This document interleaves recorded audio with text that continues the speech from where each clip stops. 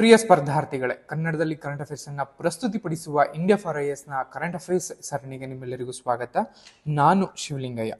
ಈ ವಿಡಿಯೋದಲ್ಲಿ INSV ಕೌಂಡಿನ್ಯಕ್ಕೆ ಸಂಬಂಧಪಟ್ಟಂತಹ ಮಾಹಿತಿಯನ್ನ ಮೊದಲಿಗೆ ಏನಕ್ಕೆ ನ್ಯೂಸ್ ಅಲ್ಲಿ ಇತ್ತು ಅಥವಾ ಏನಿದು INSV ಕೌಂಡಿನ್ಯ ಅಂತ ನೋಡ್ತಾ ಬಂದ್ರೆ, ಭಾರತೀಯ ನೌಕಾಪಡೆಯ INSV ಕೌಂಡಿನ್ಯ ನೌಕಾಯಾನ ಹಡಗು ಅನ್ನುವಂಥದ್ದು ಇತ್ತೀಚೆಗೆ ಇದೇ ಡಿಸೆಂಬರ್ನಲ್ಲಿ ಗುಜರಾತ್ನ ಪೋರ್ಬಂದರ್ನಿಂದ ಒಮನ್ ರಾಷ್ಟ್ರದ ಮಸ್ಕತ್ನ ಒಂದು ಪೋರ್ಟ್ಗೆ ಅಥವಾ ಬಂದರಿಗೆ ತನ್ನ ಮೊದಲ ಸಾಗರೋತ್ತರ ಪ್ರಯಾಣವನ್ನ ಆರಂಭಿಸಿದೆ. ಆ ದೃಷ್ಟಿಯಿಂದ ಈ INSV ಕೌಂಡಿನ್ಯ ಅನ್ನುವಂತಹ ಒಂದು ನೌಕಾಯಾನ ಹಡಗು ತುಂಬಾನೇ ಸುದ್ದಿನಲ್ಲಿತ್ತು. ಹಾಗಾದ್ರೆ ಒಂದು ನೌಕಾಯಾನ ಹಡಗು ಅಷ್ಟೊಂದು ಇಂಪಾರ್ಟೆನ್ಸಾ? ಖಂಡಿತವಾಗಿಯೂ ಹೌದು. ಅದರಲ್ಲೂ ಕೂಡ ಈ ಕೌಂಡಿನ್ಯ ಅನ್ನುವಂತಹ ನೌಕಾಯಾನ ಹಡಗು ಭಾರತಕ್ಕೆ ಅದರದೇ ಆದಂತಹ ಒಂದು ಮೈಲಿಗಲ್ಲಾಗಿದೆ. ಆ ಮೈಲಿಗಲ್ಲು ಹೇಗೆ ಏನು ಅಂತ ನಾವು ನೆಕ್ಸ್ಟ್ ಸ್ಲೈಡ್ಸ್ ಅಲ್ಲಿ ಇರೋದು ನೀವು ನೋಡ್ತಾ ಬರ್ಬೋದು. ಈ ಹಡಗನ್ನ ನಿಮ್ಗೆಲ್ಲ ಗೊತ್ತಿರೋ ಹಾಗೆ ಹಡಗುಗಳು ನಿರ್ಮಾಣ ಆಗಿರ್ಬೋದು ಅಥವಾ ನೌಕಾಯಾನಕ್ಕೆ ಬಳಸಲ್ಪಡುವಂತಹ ಒಂದು ಶಿಪ್ ಅಥವಾ ಹಡಗುಗಳ ನಿರ್ಮಾಣಕ್ಕೆ ಭಾರತ ಪ್ರಾಚೀನ ಕಾಲದಿಂದನೂ ಕೂಡ ತನ್ನದೇ ಆದಂತಹ ಒಂದು ಅಮೋಘ ಕೊಡುಗೆಯನ್ನ ಕೊಡ್ತಾ ಬಂದಿದೆ. ಅದು ಇಂಡಸ್ ವ್ಯಾಲಿ ಸಿವಿಲೈಸೇಷನ್ ಅಥವಾ ಸಿಂಧೂ ನಾಗರಿಕತೆಯಿಂದ ಹಿಡಿದು ಚೋಳರಿಂದ, ಪಾಂಡ್ಯರಿಂದ ಅಥವಾ ಶಿವಾಜಿಯವರಿಂದ, ಏನು ಮರಾಠರ ಛತ್ರಪತಿ ಶಿವಾಜಿಯವರ ಒಂದು ಸೇನೆಯಿಂದ ಅಥವಾ ನಮ್ಮದೇ ಕನ್ನಡ ರಾಜಮನೆತನ ಆದಂತಹ ಇಮ್ಮಡಿ ಪುಲಕೇಶಿಯಿಂದ ಅನೇಕರು ನೌಕಾಯಾನದಲ್ಲಿ ತಮ್ಮದೇ ಆದಂತಹ ಹಡಗುಗಳನ್ನ ಬೆಳೆಸ್ಕೊಂಡು ಹೊರ ರಾಷ್ಟ್ರಗಳಿಗೆ, ಅನೇಕ ಹೊರ ರಾಜ್ಯ ಪ್ರದೇಶಗಳಿಗೆ ನೌಕಾಯಾನದ ಮೂಲಕ ದಂಡೆತ್ತಿ ಹೋಗಿ ವಿಜಯವನ್ನ ಸಾಧಿಸಿ ಆ ಮೂಲಕ ತಮ್ಮ ಕೀರ್ತಿ ಪತಾಕೆಯನ್ನ ಹಾರಿಸಿದ್ದಾರೆ. ಆದರೆ ಮಾಡ್ರನ್ ಅಥವಾ ಆಧುನಿಕ ಭಾರತದಲ್ಲಿ ಬ್ರಿಟಿಷರ ಒಂದು ಪಿತೂರಿಯಿಂದಾಗಿ ಭಾರತದಲ್ಲಿ ತನ್ನದೇ ಆದಂತಹ ಈ ನೌಕಾಯಾನ ಅಥವಾ ನೌಕೆಗಳ ತಯಾರಿಕೆಗೆ ಇದ್ದಂತಹ ಜ್ಞಾನಕ್ಕೆ ಮೊಸುಕನ್ನ ಅಥವಾ ಒಂದು ಬಟ್ಟೆಯನ್ನ ಎಳೆಯಲಾಗುತ್ತೆ. ಅದನ್ನ ತಿರ್ಗಾ ರಿವೈವಲ್ ಮಾಡುವಂತಹ, ಆದ್ರೆ ನಮ್ಮದೇ ಆದಂತಹ ಒಂದು ಏನು ಸಂಸ್ಕೃತಿ ಮತ್ತು ಹಡಗು ನಿರ್ಮಾಣಕ್ಕೆ ಸಂಬಂಧಪಟ್ಟ ಜ್ಞಾನಕ್ಕೆ ಸಂಬಂಧಪಟ್ಟ ಮಾಹಿತಿ ಏನಿತ್ತು, ಅದನ್ನ ರಿವೈವಲ್ ಮಾಡುವಂತಹ, ಸುಧಾರಣೆಯನ್ನ ಮಾಡುವಂತಹ ಕೆಲಸವನ್ನ ಸೆಂಟ್ರಲ್ ಕಲ್ಚರ್ ಮಿನಿಸ್ಟ್ರಿ ಅವರು ಅಥವಾ ಕೇಂದ್ರದ ಒಂದು ಸಂಸ್ಕೃತಿ ಸಚಿವಾಲಯದವರು ಮಾಡಿದ್ದಾರೆ. ಈ ಕೌಂಡಿನ್ಯ ಅನ್ನೋ ಹಡಗು ಏನಕ್ಕೆ ಭಾರತೀಯ ಒಂದು ಸಂಸ್ಕೃತಿಗೆ ಏನು ತುಂಬಾ ಇಂಪಾರ್ಟೆಂಟ್ ಅಂತ ಬಂದಾಗ, ನಿಮ್ಗೆಲ್ಲ ಗೊತ್ತಿರೋ ಹಾಗೆ ಹಡಗುಗಳನ್ನ ನಿರ್ಮಾಣ ಮಾಡೋದಿಕ್ಕೆ ಮೆಟಲ್ಗಳನ್ನ, ಲೋಹಗಳನ್ನ ಅಥವಾ ಮೊಳೆಗಳನ್ನ ಬಳಸ್ಕೊಂಡು ಅದನ್ನ ಒಂದರಿಂದ ಒಂದಕ್ಕೆ ಜಾಯಿಂಟ್ ಮಾಡಿ ಅದನ್ನ ಅಥವಾ ಸೀಲಿಂಗ್ ಮಾಡೋದ್ರ ಮೂಲಕ ಕೂಡ ನಾವು ನೋಡ್ತಾ ಬಂದಿರ್ತೀರಾ. ಬಟ್ ನಮ್ಮ ಪುರಾತನ ಕಾಲದಲ್ಲಿ ಯಾವುದೇ ರೀತಿಯಾದಂತಹ ಮೊಳೆಗಳನ್ನ ಬಳಸ್ಕೊಳ್ತಲೇ ಕೇವಲ ವುಡ್ಗಳ ಅಂದ್ರೆ ಮರದ ಹಲಿಗೆಗಳ ಇಂಟರ್ ಬ್ಲಾಕ್ಗಳ ಒಂದು ಸಿಸ್ಟಮ್ಸ್ ಇಂದ ಮತ್ತು ತೆಂಗಿನ ಒಂದು ನಾರನ್ನ ಬೆಳೆಸ್ಕೊಂಡು ಅದನ್ನ ಒಲೆಯುವ ಮೂಲಕ ಒಂದು ಹಡಗನ್ನ ನಿರ್ಮಾಣ ಮಾಡ್ತಿದ್ರು. ಇದನ್ನ ಇವನ್ ಟಾಂಕಾಯ್ ಅಂತನೂ ಕೂಡ ಕರೀತಾರೆ. ಈ ಒಂದು ನಿರ್ಮಾಣದ ಒಂದು ಕಲೆ ಏನಿತ್ತು, ಈ ಕಲೆಯನ್ನ ಬಳಸ್ಕೊಂಡು ಭಾರತ ತನ್ನ ಪುರಾತನ ಕಾಲದಲ್ಲಿ ನಿರ್ಮಾಣ ಮಾಡ್ತಿದ್ದಂತಹ ಹಡಗನ್ನ ಮತ್ತೊಮ್ಮೆ ಈ ಆಧುನಿಕ ಭಾರತದಲ್ಲಿ ನಿರ್ಮಾಣವನ್ನ ಮಾಡಿದೆ. ಅದರಿಂದಾಗೇನೆ ಈ INS ಕೌಂಡಿನ್ಯ ಅನ್ನುವಂಥದ್ದು ತುಂಬಾನೇ ಸುದ್ದಿನಲ್ಲಿದ್ದಿದೆ. ಇದನ್ನು ನಾವು ಹಾಯಿ ಹಾಕುವಿಕೆ ಅಂತ ಕರಿತೀವಿ. ಅಂದ್ರೆ ಲೈಕ್ ಮಾರುತ ಅಥವಾ ವಿಂಡ್ ಯಾವ ಕಡೆಗೆ ಹೋಗ್ತಾ ಇರುತ್ತೆ ಆ ಕಡೆಗೆ ನಾವು ಈ ಹಾಯಿಯನ್ನ ಹಾಕೋದ್ರ ಮೂಲಕ ಹಡಗನ್ನ ಸಂಚಾರ ಮಾಡೋದಿಕ್ಕೆ ಒಂದು ದಾರಿಯನ್ನ ಮಾಡ್ಕೊಡುತ್ತೆ. ಆ ಸಿಸ್ಟಮ್ ನೋಡ್ತಾ ಹೋಗೋಣ.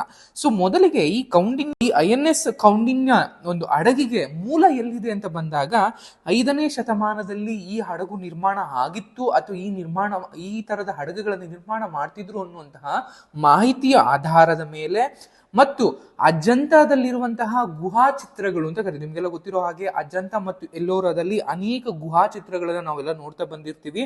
ಅದರಲ್ಲೂ ಕೂಡ ಅಜಂತಾದಲ್ಲಿರುವ ಕೇವ್ ನಂಬರ್ 17 ನಲ್ಲಿ ಒಂದು ಚಿತ್ರ ಕಂಡು ಬರುತ್ತೆ. ಆ ಚಿತ್ರದಲ್ಲಿ ಈ ರೀತಿಯಾದಂತಹ ಅಂದ್ರೆ ಯಾವುದೇ ಮೊಳೆಗಳನ್ನ ಬಳಸ್ತಲೆ, ಯಾವುದೇ ಲೋಹಗಳನ್ನ ಬಳಸ್ತಲೆ, ಕೇವಲ ವುಡ್ಗಳ ಇಂಟರ್ ಬ್ಲಾಕ್ ಇಂದ ಮತ್ತು ತೆಂಗಿನ ನಾರನ್ನ ಬಳಸ್ಕೊಂಡು ಒಲೆಯುವ ಒಂದು ಪದ್ಧತಿಯ ಮೂಲಕ ಹಡಗನ್ನ ನಿರ್ಮಾಣವನ್ನ ಮಾಡಿದ್ರು. ಆ ಹಡಗಿನ ನಿರ್ಮಾಣವೇ ಅಲ್ಲಿನ ಒಂದು ಚಿತ್ರವೇ ಇದಕ್ಕೆ ಮೂಲ ಅನ್ನುವಂಥದ್ದು. ಆ ಚಿತ್ರದ ಆಧಾರವಾಗಿಟ್ಟುಕೊಂಡು ಅದ್ರ ಜೊತೆಗೆ ಅನೇಕ ನಮ್ಮದೇ ಆದಂತಹ ಪುರಾಣಗಳಲ್ಲಿ ಹೇಳಿರುವಂತಹ ಅಥವಾ ಹಡಗು ನಿರ್ಮಾಣಕ್ಕೆ ಸಂಬಂಧಪಟ್ಟಂತಹ ಪುಸ್ತಕಗಳಾಗಿರ್ಬೋದು, ಗ್ರಂಥಗಳಾಗಿರ್ಬೋದು ಮತ್ತು ಪ್ರವಾಸಿ ಭಾರತೀಯರು ಕೊಟ್ಟಿರುವಂತಹ ಮಾಹಿತಿಗಳಾಗಿರ್ಬೋದು, ಇದೆಲ್ಲವನ್ನು ಕೂಡ ಬಳಸ್ಕೊಂಡು ನಾವು ಈ ಒಂದು ಹಡಗಿನ ವಿನ್ಯಾಸ ಮತ್ತು ನಿರ್ಮಾಣವನ್ನ ಮಾಡಲಾಗಿದೆ ಅನ್ನುವಂಥದ್ದು.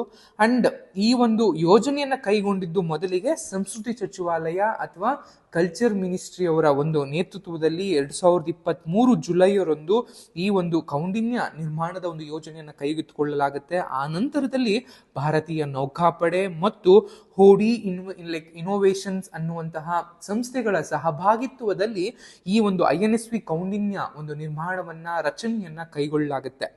ಇದು ಯಾವುದೇ ಕೇವಲ ಒಂದು ಸಚಿವಾಲಯದಲ್ಲ, ಸಹಭಾಗಿತ್ವದಲ್ಲಿ ಈ ಮೂರು ಸಂಸ್ಥೆಗಳ ಒಂದು ಸಹಭಾಗಿತ್ವದಲ್ಲಿ INS ಕೌಂಡಿನ್ಯವನ್ನು ನಿರ್ಮಾಣ ಮಾಡಿರುವಂಥದ್ದು. ಕೊನೆಯದಾಗಿ ಫೆಬ್ರವರಿ 2025ರಲ್ಲಿ ಅದನ್ನ ಅನಾವರಣಗೊಳಿಸಲಾಗತ್ತೆ. ಆದರೆ ಮೇ ತಿಂಗಳಲ್ಲಿ ನಮ್ಮದೇ ಕರ್ನಾಟಕದ ಕಾರವಾರ ಬಂದರು ಏನಿದೆ ಅಥವಾ ಕಾರವಾರದಲ್ಲಿರುವಂತಹ ನೌಕೆ ಏನಿದೆ ಅಲ್ಲಿ ಔಪಚಾರಿಕವಾಗಿ ನೌಕಾಪಡೆಗೆ ಸೇರ್ಪಡೆಯನ್ನ ಮಾಡಲಾಗುತ್ತೆ.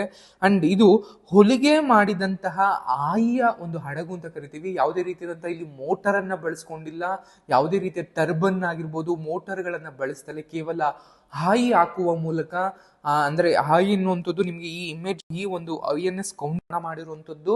ಅಂಡ್ ವಿನ್ಯಾಸ ಅಥವಾ ಪರೀಕ್ಷೆಗೆ ಬಂದಾಗ ವಿನ್ಯಾಸಕ್ಕೆ ನಿಮ್ಮ ಅವಾಗಲೇ ಹೇಳಿದೆ, ಅಜಂತದಲ್ಲಿರುವಂತಹ ಗುಹಾ ಚಿತ್ರ 17ರಲ್ಲಿ ಕೇವ್ ನಂಬರ್ 17ನಲ್ಲಿರುವಂತಹ ಒಂದು ಗುಹಾ ಚಿತ್ರದ ಆಧಾರದ ಮೇಲೆ ಇದನ್ನು ವಿನ್ಯಾಸವನ್ನ ಮಾಡಲಾಯಿತು.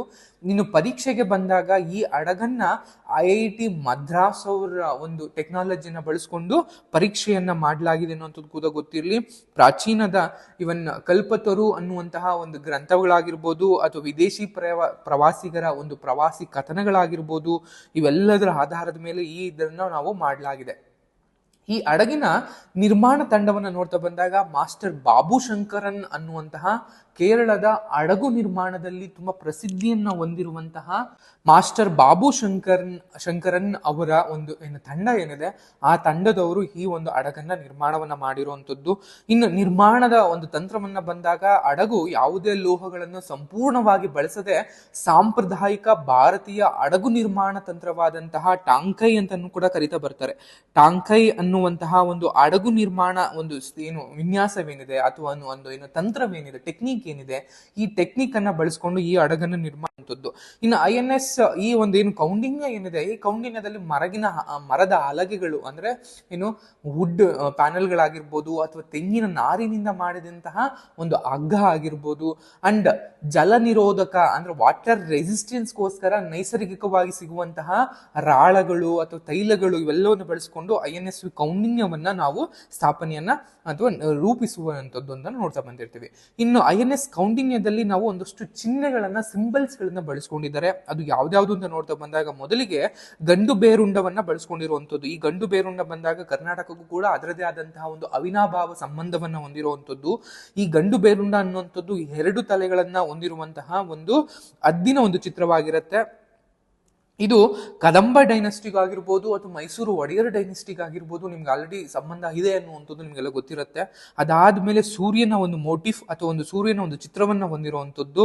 ಅದ್ರ ಜೊತೆಗೆ ಸಿಂಹಯಾಲಿ ಅನ್ನುವಂಥದ್ದು, ಅಂದ್ರೆ ಇದೊಂದು ಕೂಡ ನಿಮ್ಗೆ ಒಂದು ಬಿಲ್ಲಿನ ಆಕಾರದಲ್ಲಿರುವಂತಹ ಒಂದು ಪೌರಾಣಿಕ ಒಂದು ಸಿಂಹದ ಚಿತ್ರವನ್ನು ಕೂಡ ಇರುವಂಥದ್ದು.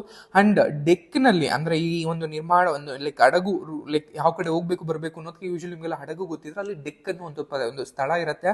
ಆ ಡೆಕ್ ನಲ್ಲಿ ಒಂದು ಹರಪ್ಪನ್ ಸ್ಟೈಲ್ ಒಂದು ಸ್ಟೋನ್ ಆಂಕರ್ ಗಳನ್ನು ಕೂಡ ನಾವು ಅಲ್ಲಿ ಸ್ಥಾಪನೆಯನ್ನು ಮಾಡಿದೀವಿ. ಹರಪ್ಪನ್ ಕಾಲದಲ್ಲಿ ಅಥವಾ ಹರಪ್ಪನ್ ನಾಗರಿಕತೆಯಲ್ಲಿ ಇದ್ದಂತಹ ಒಂದು ಸ್ಟೋನ್ ಸ್ಟೈಲ್ ಅಲ್ಲಿ ಇರುವಂತಹ ಆಂಕರ್ ಅನ್ನು ಕೂಡ ಡೆಕ್ ಅಲ್ಲಿ ಇದ್ದರೆ ಒಟ್ಟಾಗಿ 4 ಒಂದು ಚಿಹ್ನೆಗಳನ್ನ ಬಳಸ್ಕೊಳ್ಳಲಾಗಿದೆ. ಮೊದಲಿಗೆ ಗಂಡು ಬೇರುಂಡ, 2ನೇದು ಸೂರ್ಯನ ಪಟ, 3ನೇದು ಸಿಂಹಯಾಲಿ ಅನ್ನುವಂಥದ್ದು ಅಂಡ್ ಕಲ್ಲಿನ ಆಧಾರ ಅಥವಾ ಸ್ಟೋನ್ ಆಂಕರ್ ಅನ್ನುವಂತಹ ಒಂದು ಶೈಲಿಯನ್ನ ಚಿತ್ರಗಳನ್ನ ಎನ್ನುವಂಥದ್ದು ಗೊತ್ತಿರಲಿ.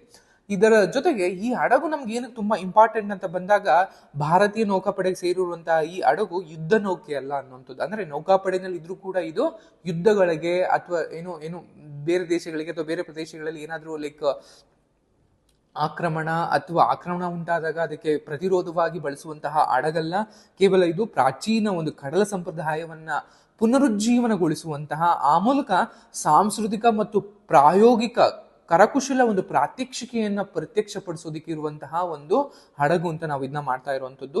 ಅಂಡ್ ಈ ಹಡಗಿನ ನಿರ್ಮಾಣದ ಒಂದು ಮಹತ್ವವೇನು ಅಂತ ಬಂದಾಗ ನಮಗೆ ಭಾರತದಲ್ಲಿ ಮುಖ್ಯವಾಗಿ ಒಂದು ಐತಿಹಾಸಿಕ ಪಾತ್ರವನ್ನ ಕಡಲ ನಾಗರಿಕತೆಯಾಗಿ ಒಂದು ಬಲಪಡಿಸುವಂತಹ ಒಂದು ಕೆಲಸವನ್ನ ಈ ಹಡಗು ಮಾಡ್ತಾ ಬರುತ್ತೆ. ನಿಮ್ಗೆ ಮೊದಲೇ ಹೇಳಿದ ಹಾಗೆ ನಮಗೆ ಭಾರತ ಪ್ರಾಚೀನ ಕಾಲದಿಂದನೂ ಕೂಡ ಹಡಗು ನಿರ್ಮಾಣದಲ್ಲಿ ತನ್ನದೇ ಆದಂತಹ ಒಂದು ಹೆಸರನ್ನ ಹೊಂದಿತ್ತು.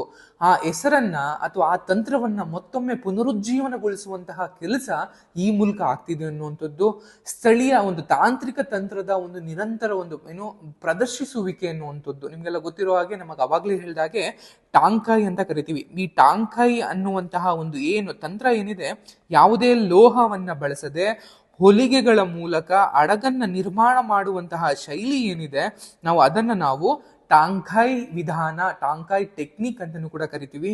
ಈ ತಂತ್ರಗಳನ್ನು ನಾವು ಪ್ರಪಂಚಕ್ಕೆ ಪ್ರಚುರಪಡಿಸುವಂತಹ ಕೆಲಸಗಳು ಆಗ್ಬೇಕಾಗಿದೆ.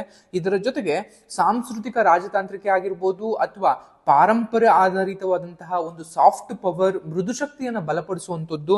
ನಿಮ್ಗೆ ಅವಾಗಲೇ ಹೇಳಿದ ಹಾಗೆ ಭಾರತದ ಈ ಮೊದಲ ತನ್ನ ಯಾನವನ್ನ ಗುಜರಾತ್ನ ಪೋರ್ಬಂದರ್ನ ಬಂದರಿನಿಂದ ಯಮನ್ನ ಮಸ್ಕತ್ ನಗರಕ್ಕೆ ಅಥವಾ ಮಸ್ಕತ್ನ ಒಂದು ಪೋರ್ಟ್ ಬಂದರಿಗೆ ತಲುಪ್ತಾ ಇದೆ ಅನ್ನುವಂಥದ್ದು. ಇದು ನಮಗೆ ಪ್ರಾಚೀನ ಒಂದು ವ್ಯಾಪಾರದ ಒಂದು ಆದಿ ಆಗಿತ್ತು. ಈ ಮೂಲಕ ಭಾರತಕ್ಕೂ ಮತ್ತು ಮಸ್ಕತ್ಗೂ ಕೂಡ ಅನೇಕ ಪ್ರಾಚೀನ ಕಾಲದ ನಂಟನ್ನ ಬೆಸೆಸುವಂತ ಕೆಲಸವನ್ನ ಮಾಡ್ತಾ ಇದ್ದೀವಿ. ಅದ್ರ ಜೊತೆಗೆ ವಿಶಾಲವಾದಂತಹ ಹಿಂದೂ ಮಹಾಸಾಗರದ ಒಂದು ವ್ಯಾಪ್ತಿಯನ್ನ ಸಂಬಂಧಿಸಿರುವಂಥದ್ದು ಕೆಲಸವೂ ಕೂಡ ಆಗಿರುತ್ತೆ. ಈ ಎಲ್ಲಾ ದೃಷ್ಟಿಯಿಂದಾಗಿ ನಮಗೆ ಈ ಒಂದು INSV ಕೌಂಡಿನ್ಯ ಅನ್ನುವಂತಹ ನೌಕಾಯಾನ ಹಡಗು ತುಂಬಾನೇ ಸುದ್ದಿನಲ್ಲಿರುತ್ತೆ. ಪ್ರತಿಯೊಬ್ಬ ಭಾರತೀಯರು ಕೂಡ ಖುಷಿ ಪಡುವಂತಹ ಕೆಲಸ ಅಂತಾನೆ ಹೇಳಿದ್ರೆ ಇದಕ್ಕೆ ತಪ್ಪಾಗ್ಲಾರ್ದು. Thank you.